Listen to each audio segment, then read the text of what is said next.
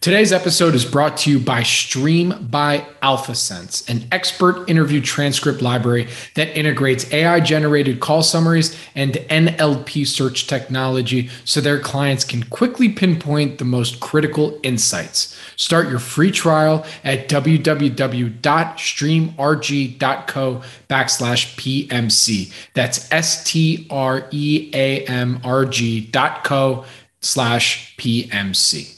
This podcast is for informational purposes only and is not an offer or solicitation of an offer to buy or sell securities. SNN Network, SNN Inc., and the Planet MicroCap Podcast and the representatives are not licensed brokers, broker-dealers, market makers, investment bankers, investment advisors, analysts, or underwriters. We do not recommend any companies discussed. We may buy and sell securities in any company mentioned and may profit in the event those securities rise in value. We recommend you consult with a professional investment advisor, broker, or legal counsel before purchasing or selling any securities referenced in this podcast. Welcome to the Planet MicroCap Podcast. I'm your host, Robert Kraft, and thank you all so much for the support and for tuning in. We are now 1 week away from the Planet MicroCap Showcase Virtual on December 6th through 8th, 2022. The full agenda is now up on the conference website. That includes all the panels, as well as all the investors that will be pitching stocks during the MicroCap Investing Workshop of the Stock Pitch World Cup. We have 49 companies sharing their presentations and are available for one-on-one meetings as well. There is still time to register, so don't miss out. Join us for the Planet MicroCap Showcase Virtual on December 6th through 8th, 2022. To register, please visit www.planetmicrocapshowcase.com. Now, for this episode of the Planet MicroCap Showcase, I spoke with Nat Stewart, full-time private investor, founder of NAS Capital, and editor of the Nat Stewart stock picking newsletter on Substack.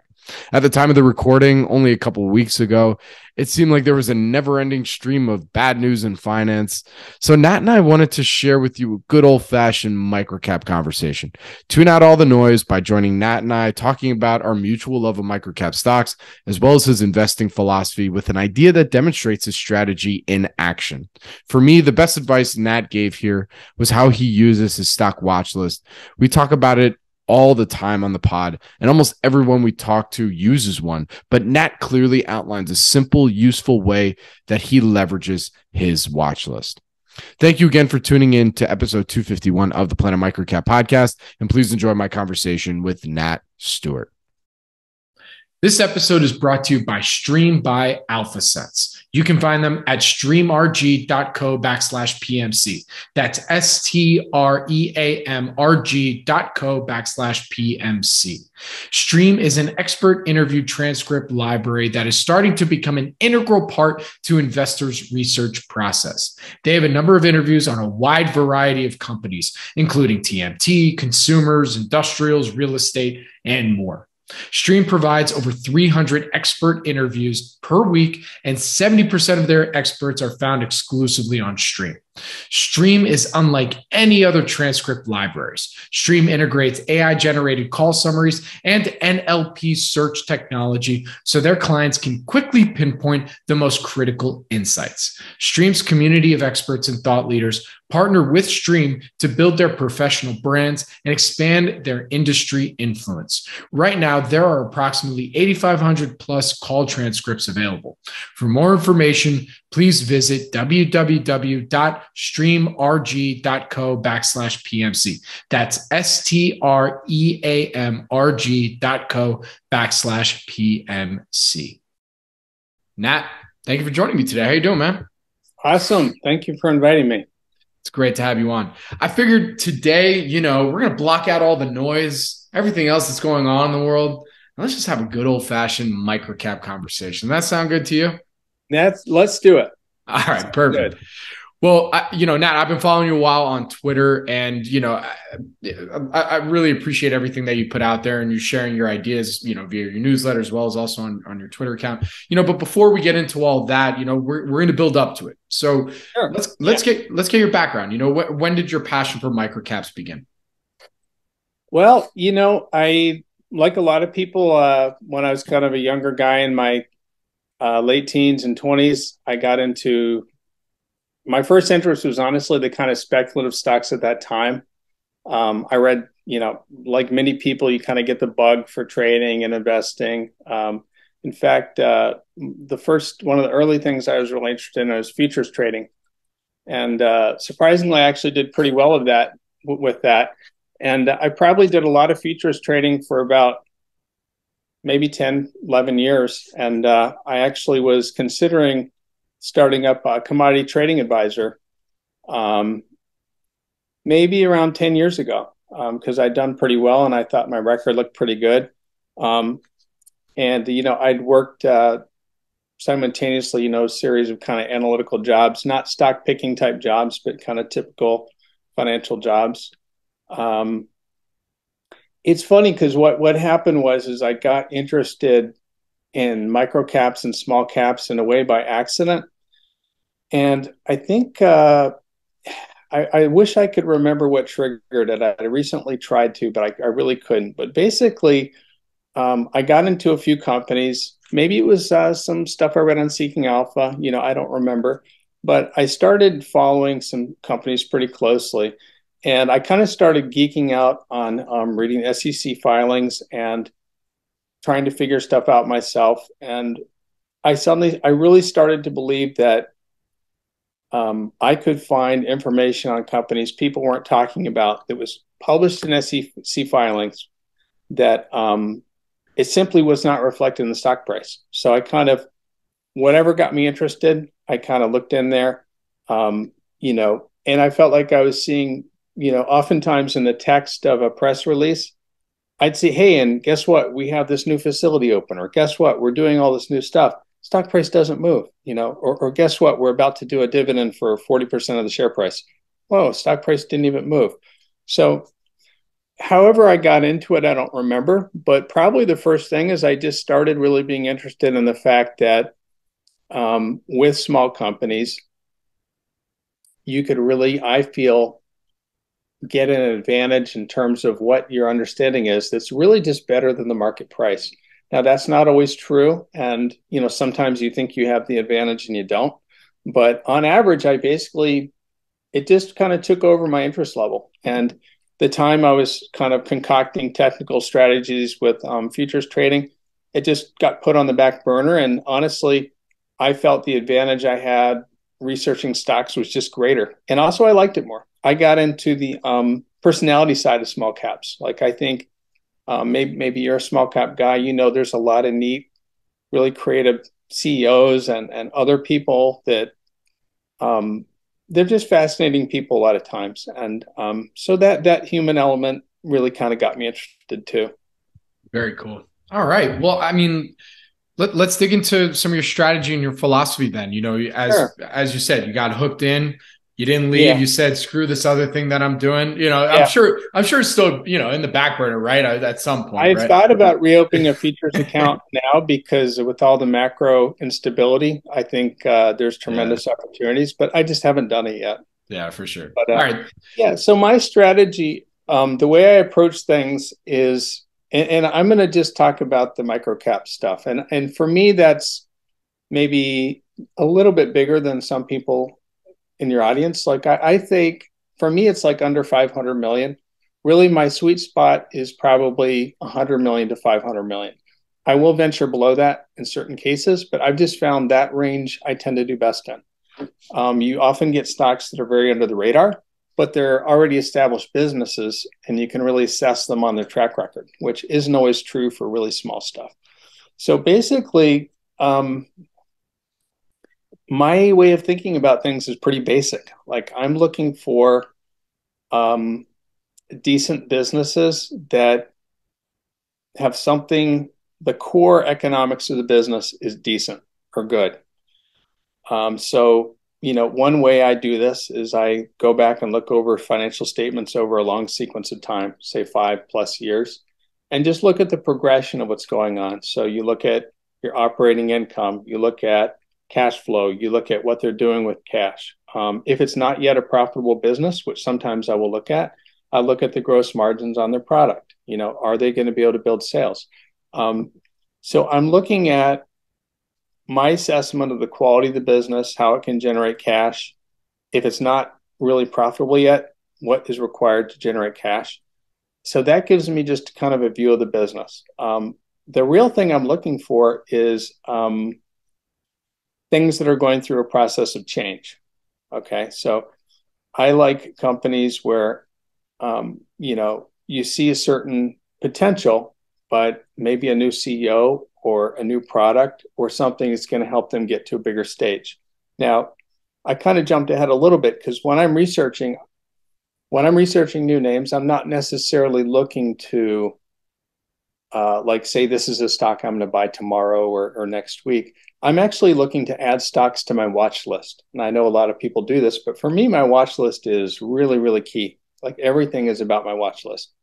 So basically, I have a list of 100 plus stocks I know really well, probably better than most anybody. And I simply follow these and compare them to my portfolio. And I try to manage what goes in and what goes out based on what's most advantageous. So I hold some stocks for a long period of time, but I'm also thinking about opportunity cost a lot. And let me tell you,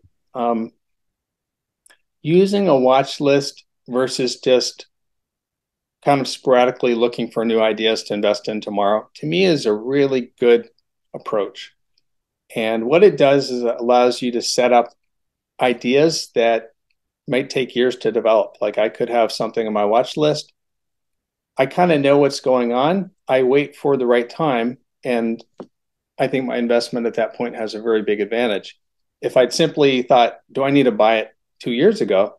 Well, maybe that was a good time to buy. Maybe I was kind of rushing things. So a lot of my research is setting up future opportunities.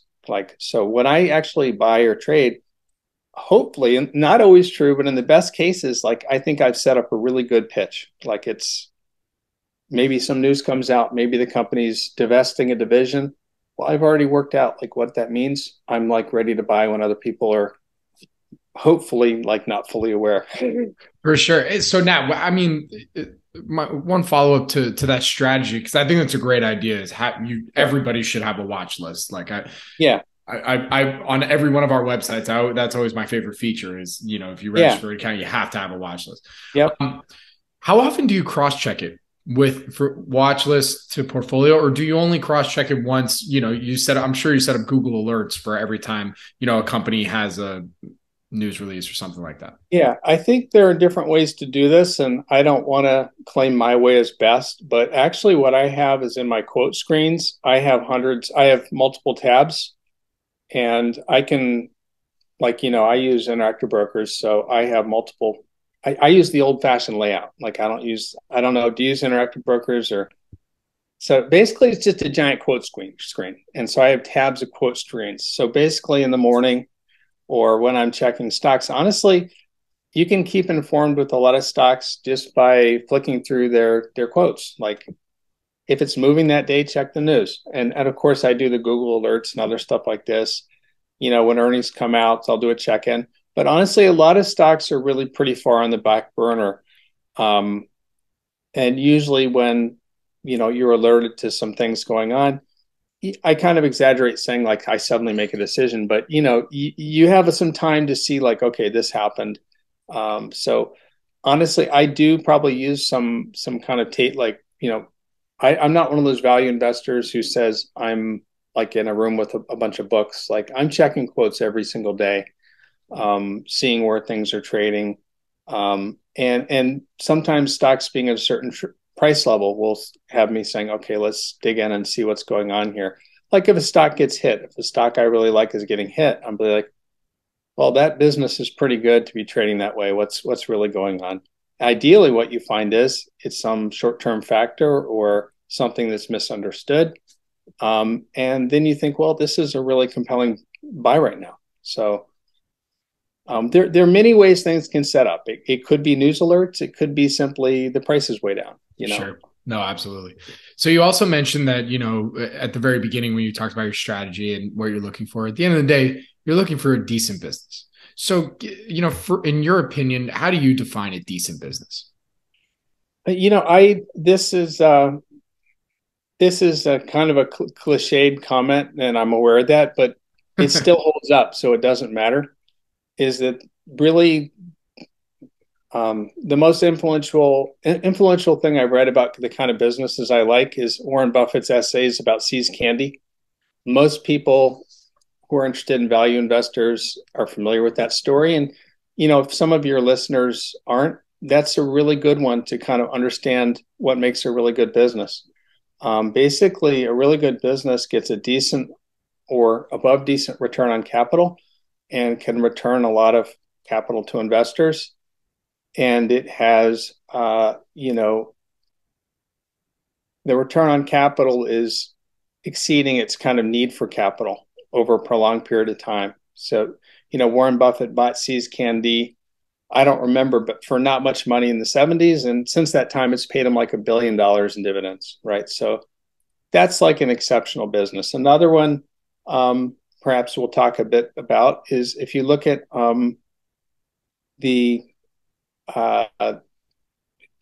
CEO's letter in Nathan's Famous, go back and read the last 3 or 4. He has some statistics in there about how much dividends that company's paid versus its market cap 20 years ago. It's paid wildly more dividends than its initial market cap 20 years ago. So that's a really exceptional business. Now, there are good businesses that are not quite that good or don't have those properties. There are other factors to consider, like growth. You could have a more capital-intensive business that has a real long runway to deploy capital at a decent rate of return. That can be a great business too. So not everything fits a fixed template, but essentially you want a good return on capital, some stability in earnings, and that's pretty much what I look for. There are different kinds of businesses that don't fit that, but that's kind of my perfect business. Absolutely. There's 2 rabbit holes I'm going to go down there. Actually, Sure. I think I'm going to start with, using Nathan's as an example of, in your opinion, Sure. a decent business. For full disclosure, are you a shareholder? Yes. Okay. Very good. So tell me about it. Tell me about why for you this is a decent business. Going beyond some of the CEO letters and all that kind of stuff. Sure. Well, it's. I'll talk about the business in general, but also kind of why I added to my position a lot this year. Basically, it is a See's Candy type business. I mean, it has tremendous returns on capital. The majority of their business, the thing is it's considered by the financial data providers and so forth. It's called a restaurant. It's really not a restaurant. It's really one of the best consumer brands in the packaged meat space. It's not uniform. So in some parts of the country, the brand is really strong. Others, it's less strong. But like in the Northeast, the brand is very strong. So the way the business is structured is they have 3 operating segments. They have restaurants, which is most of the profits come from a small franchise network, which is obviously a capital asset-light business. They have some really core owned restaurants, which is like their, Brighton Beach, famous beachfront location, iconic. And it's where I've had it. Yep. And then they have a food service business, which sells hot dogs to ballparks. Now that business, many people don't know, that's an asset-light business. They don't ever touch a hot dog. I mean, the producer of the hot dog is distributing them. They're really managing the brand and selling. It's like, they're selling and getting, there's hot dogs placed. So that's a very asset-light business. And then the real part of the business that's really done extremely well is their grocery licensing business. And that's structured as just a top-line royalty on revenue. I believe, I should know this, but I believe the royalty rate is a little over 10% of top-line revenue. So that's a tremendously advantageous structure because, they're essentially renting their brand and getting 10% of revenue on that. That licensing agreement is till 2032, I believe. But the key thing is Nathan's owns the brand. So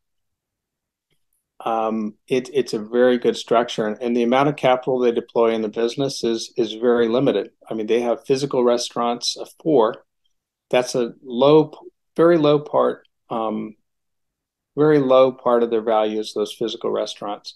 And then, they have some leased office space, but It's just an extremely profitable, stable business. And they do other stuff to maintain the brand. Like, they do their famous hot dog contests, and they do a number of other things. I think as an independent business, it really works well together because those marquee stores and the contests and all that kind of maintains the brand integrity, but they're really monetizing it at this national level through grocery stores and food service. So that's kind of maybe a wordy answer, but essentially it just generates a tremendous amount of cash, and it's almost all their after tax cash flow was right to investors. So for sure, yeah, that's pretty good.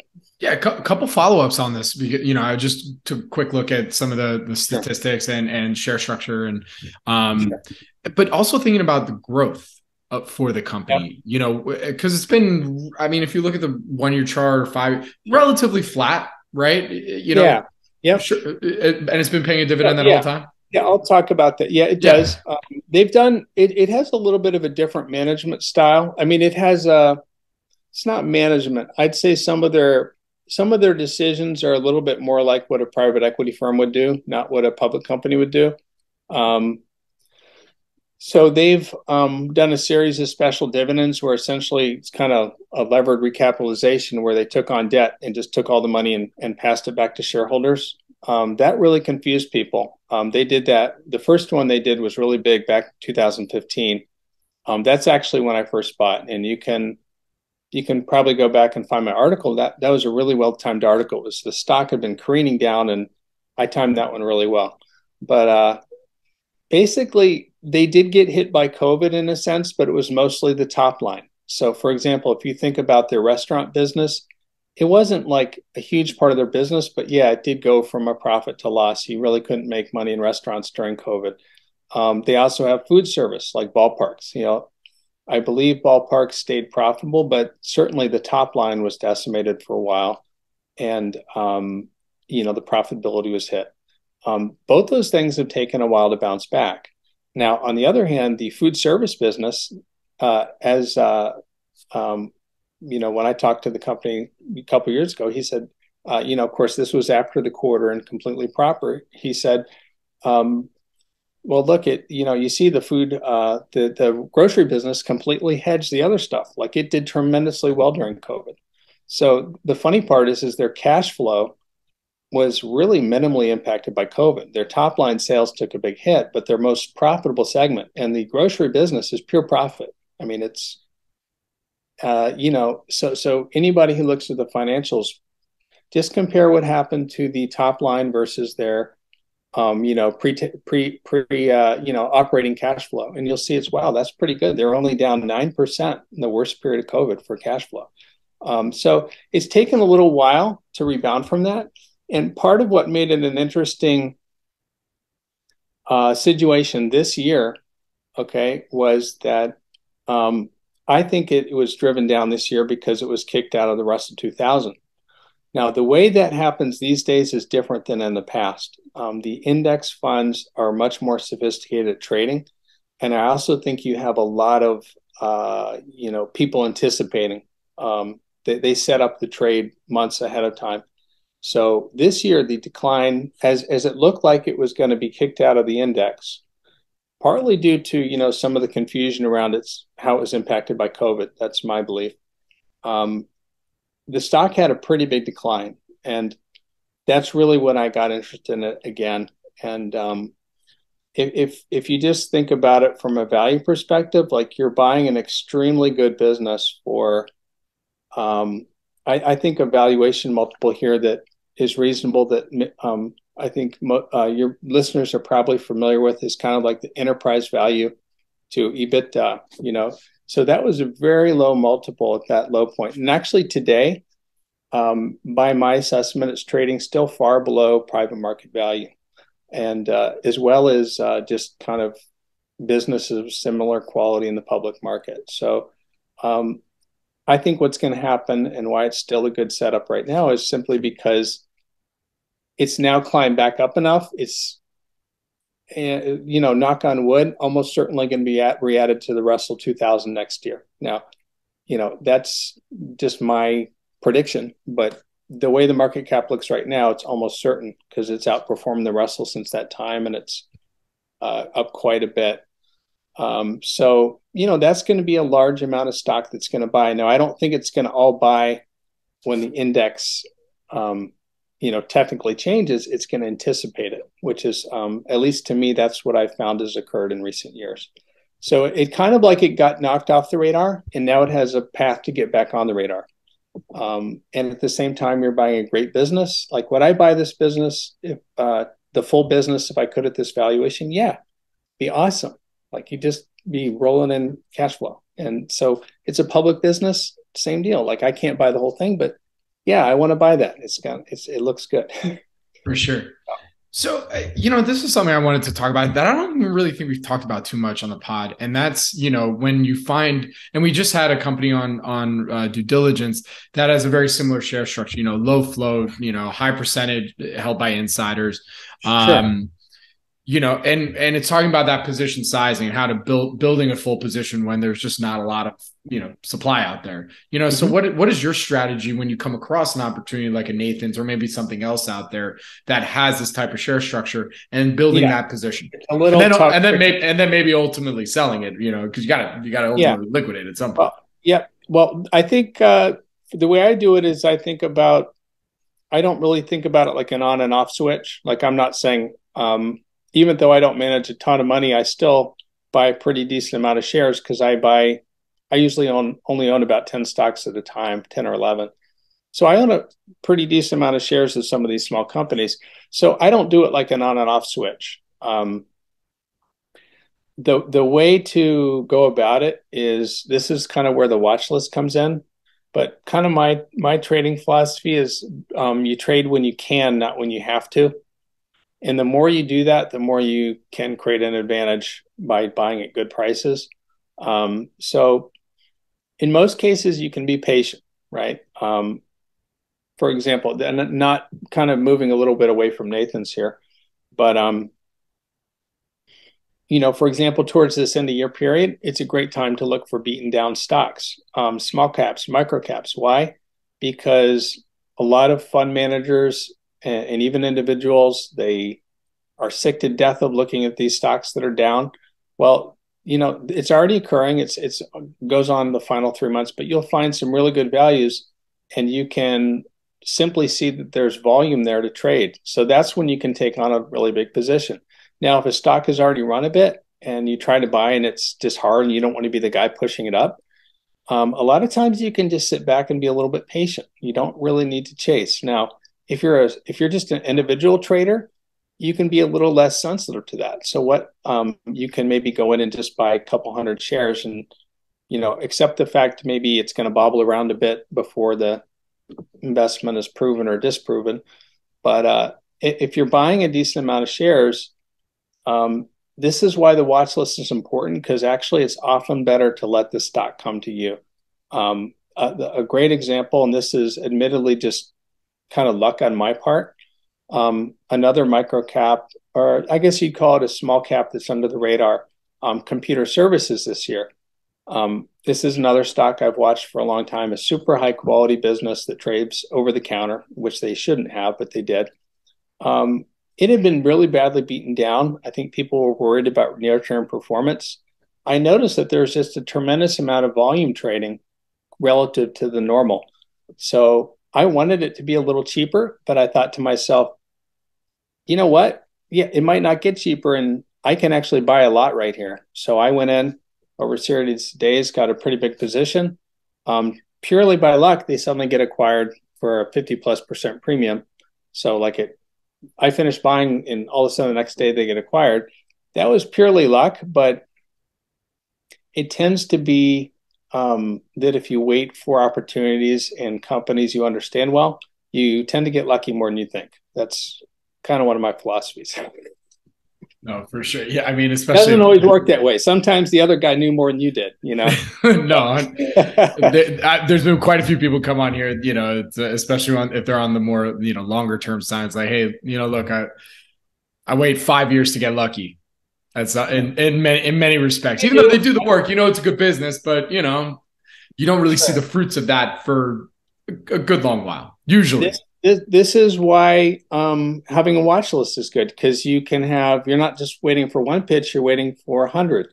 Now that takes time to develop. Like if you have some of your listeners want to get into microcap stocks, I'd say just take your time, like, have some fun, get into the kind of companies that interest you. And it's, a lot of what keeps me interested is simply that I enjoy doing this stuff. Like I'm sure I want to make money, but it's a lot of it is driven just by what my interest is and what I like to spend my time on. And I think any good microcap investor is going to be the same way. Because if you're not into this stuff, like your eyes are going to glaze over. For sure. Because look, not every pitch is going to be as simple as and Nathan's is an example of a relatively simple pitch in microcap. It is. Let's be real, right? I mean, and I will say the thing about it right now is that it is up a bit, but it's still trading at 9 times my estimate of fiscal year 2023 enterprise value to EBITDA, which is very low. They could easily double their dividend right now, and it's still very cheap. Now, I partly think it's interesting because I think there's going to be a whole lot of demand for the stock in 2023 because you knock on wood, there's probably going to be hundreds of thousands of shares purchased by all the index funds when they get back in. That's a cyclical pattern I've used many times where a stock gets knocked out of an index one year, gets beaten to hell. Well, guess what? The business turns around, things are good. Well, they're going to buy it back next year. So weird little things like that you can look for. And I'm not saying they always work, but to me, it's like there is an advantage. For sure. One of the other rabbit holes that, and by the way, real quick before I get into that, by simple pitch, I meant, it's Nathan's a simple understory to stand versus other microcaps that, sometimes you're talking about the nuts and bolts and stuff, I would actually say if some of the people are just wanting to learn about businesses or learning to look at microcaps, if you have any listeners like that, Nathan's is a great business to kind of look at because it's pretty simple and it's also a great business. It's hot dogs, man. It's Joey Chestnut, man. So, one of the other rabbit holes I wanted to go down, because, when you were talking about how on the other side of the coin, when you're really mentioning what for you is a decent business, and then also thinking about, well, what does that other side kind of look like? I was looking at your Twitter and this one came up. I think you just posted this yesterday. Yeah, today's the November 8th. You posted on the 7th that it's okay to be a value investor without hating on speculative business models and the folks who believe in them. Want to gamble on long shots? Great, not my problem. And I thought that was really fascinating tweet because especially in microcaps, there's so many speculative business models. There's a lot of innovation. Yeah, there's a lot of, maybe people doing some scrupulous things, of course, but at the end of the day, there's a lot of folks that have the best intentions, trying to create something new, trying to make the world better, trying to make things a little bit more efficient. And, that might just not be your bag. And it's not my place or anyone's place to hate on. I don't mind. I do some speculative stocks. I don't actually talk about those ones much. But this is one area where I don't really like to throw stones at people. Everybody's entitled to their opinion on this stuff, but I'm much more pro speculation in general than the average value investor I follow on Twitter. Why? It's because I think there is a role for believing in people's dreams, even if in general that kind of dream doesn't pan out all the time, or even most of the time, it's really not a bad thing. And there's a whole method of assessing and investing in more speculative stocks that's completely legitimate. It's not most of what I do, but sure, do I like to try to, hit a home run stock that could go up thousands of percent? Yeah, I'll look for those too. I just size the position differently. I mean, do you have an example or, an anecdote or something that kind of demonstrates how you look at things that are more speculative, if you care to share? Yeah. Probably the smallest stock I'm invested in right now I don't even consider it that speculative, but we might talk about that one. But just to kind of tell you how the really speculative stuff I'll look at, Probably the most important thing is you have to first determine if it's really legitimate. Like there are some speculative stocks where the absolute worst microcaps are ones where if you're looking for it, you determine pretty clearly it's kind of a scheme to keep insiders employed with a good livelihood. Like there are some microcaps that have been telling the exact same story for 20 years. They still don't have revenue. Every year they're selling stock. Maybe they'll get there, maybe they won't, but it's like, man, at some point you just got to pull the plug on that, or you sell the technology to a bigger company that can actually bring it to market effectively. That's how a lot of these could end. So I don't want to say those are really schemes, but truly when you analyze some of these, you're like, well, geez, this is so tough because you're not investing a lot in the technology. You're not like, where's the money going? So look, analyze the technology, try to find it if it's technology, whatever it is, try to determine that the underlying thing is basically legit. Try to determine if the company has a legit ability to bring it to market. The problem with a lot of small caps that never work, including ones I've lost money in, is that they might have a great technology, a great product. They don't have a mechanism to effectively bring it to market. And that kills a lot of neat technologies. Now, this is where speculation can be good because sometimes some investors buy into the dream, the stock goes up, they issue some equity, and maybe they can invest in getting distribution or bringing it to market or the marketing stuff. So, it can work out. I would say look at where the money's going. Make sure it's not all winding up in the insiders' pockets, and try to assess the go-to-market strategy. Assess the product's viability, assess if they can bring it to market effectively. I have probably my largest losing stock. I think the stock I sold a lot of it early this year, but I'm down quite a bit on it right now. I'm not worried about it because it was always a small position. That's another thing. Especially if you're a beginner or just a couple years into this stuff, just take small positions and don't sweat. If you're going to get thousands of % return like you hope, you're going to do well, So in this case, they're having a hard time bringing the technology to market, right? And they've recently revamped their sales strategy, hired some more people, So I'm hanging on with my last share saying, well, you know what? This could actually be a tremendous turning point. I just don't know yet. So yeah, that's one of the hardest things to determine when you're looking at some of these smaller microcaps, is especially if they're saying, okay, our go-to-market strategy, here we go, we're starting to sell, and it's interesting because most of the time the companies try, they're going to do their best to tell the best possible version of what's happening right now, even if it's not going well. Yep. It's tough. I mean, that's where talking to management really comes in, because you can get it kind of a flavor of like, all right, what's actually happening here. Even if they might be very good, front facing, kind of CEO, you usually can get a pretty good tell if the sales or the strategy that they're using isn't really working. Yeah, and sometimes you can determine, that somebody's primarily a promoter, and sometimes they're really just a promoter of the stock. You know what I'm saying? They're really good at telling stories, but it's not connecting in the real world. So that's certainly what you want to look out for. Also, how if the company has a good cash reserve, maybe there's a lot of things you can look at, like this company that I don't even view as that speculative in a sense. Like I think the underlying technology is worth a lot more in the enterprise value. The problem is because they're not profitable yet. There's kind of a burn rate.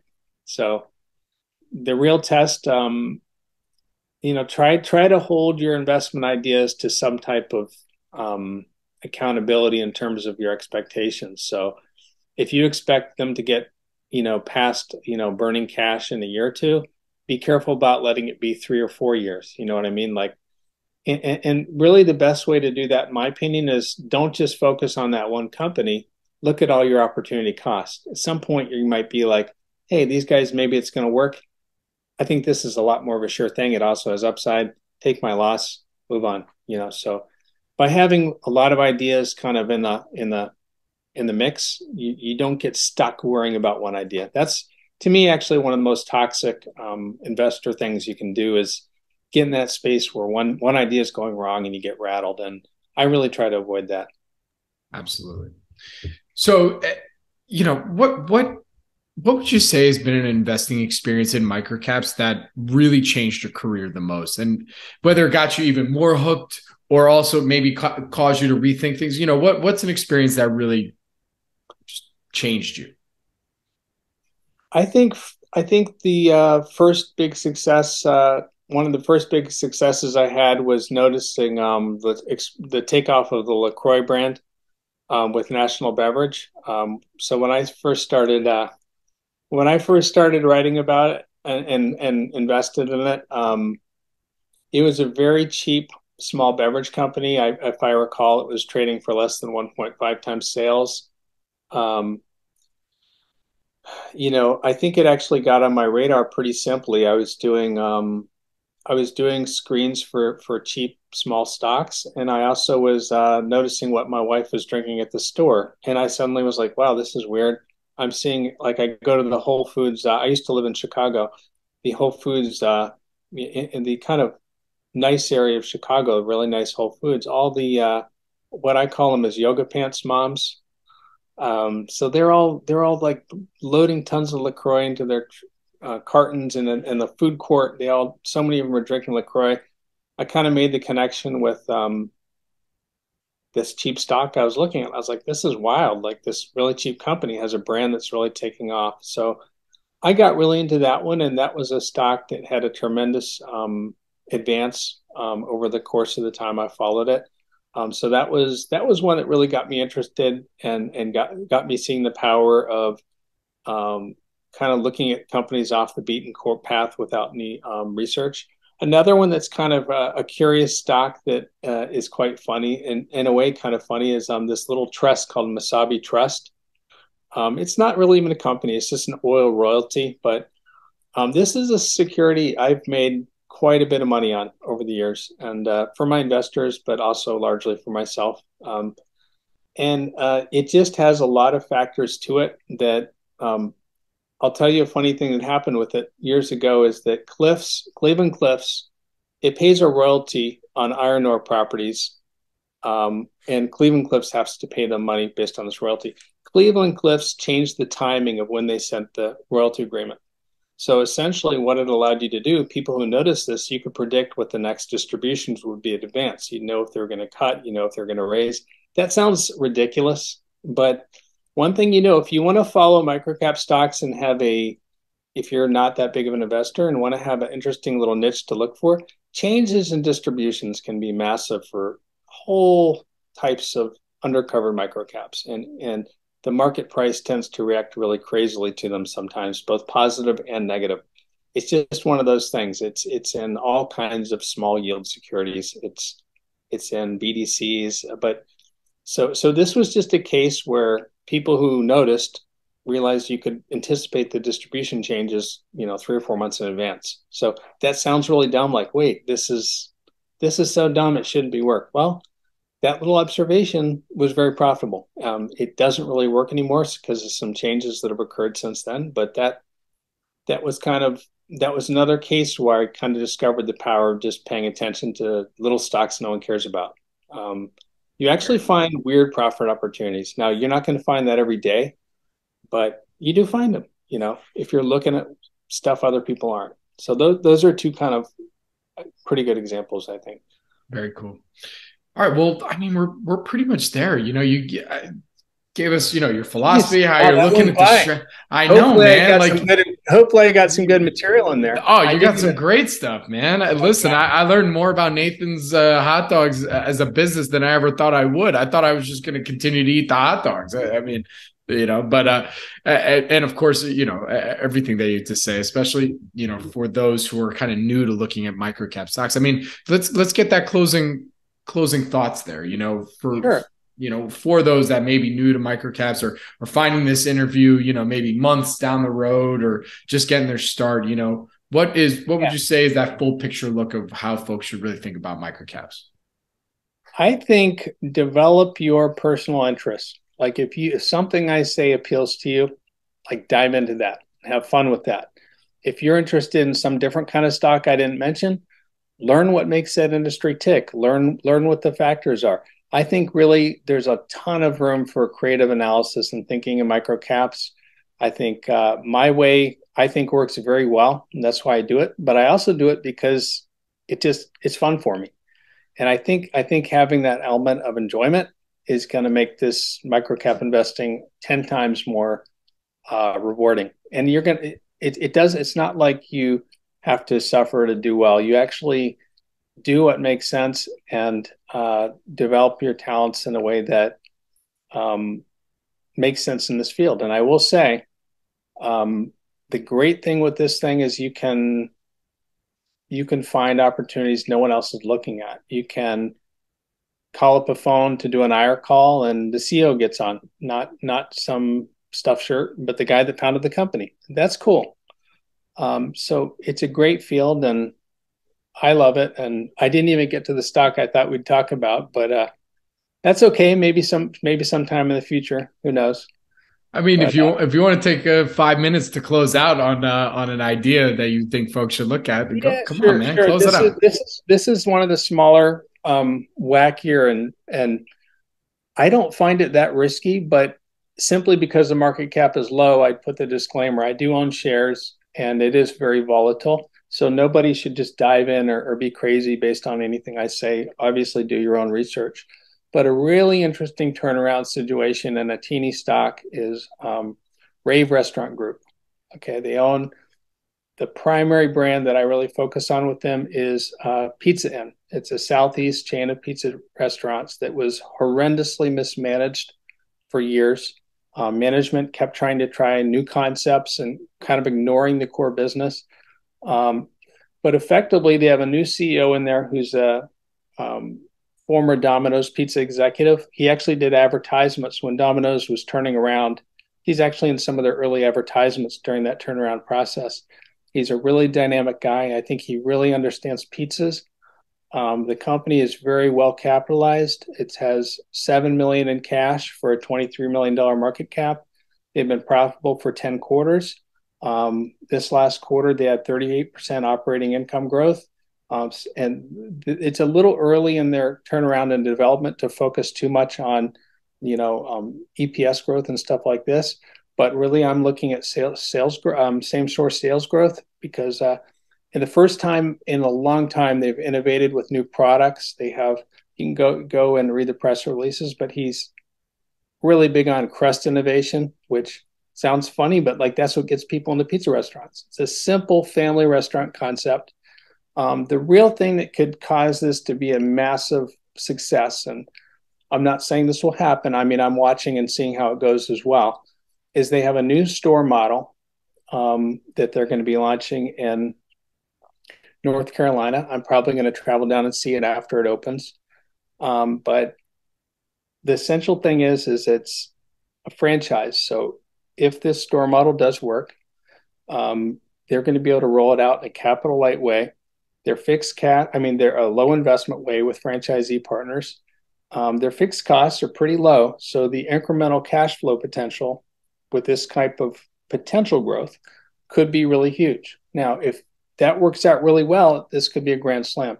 If it's not so good, the business is cheap and profitable already. So I think it's trading right now below private market value without any growth. So we're getting that right now. But there's this kind of optionality on if this CEO can refine this store model. It's very focused on store level economics. So he's really trying to get these stores, including the existing store base, more profitable.